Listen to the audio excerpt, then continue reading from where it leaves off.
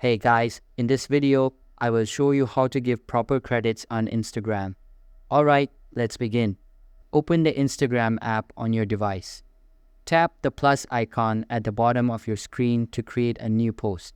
Select the photo you want to upload. Tap the arrow in the top right corner to proceed. On the next screen, tap the arrow again to continue. Now, in the caption section, type photo credit followed by the username of the original creator using the @ symbol.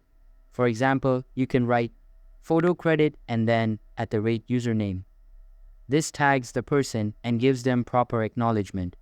Once you have added the caption, publish the post.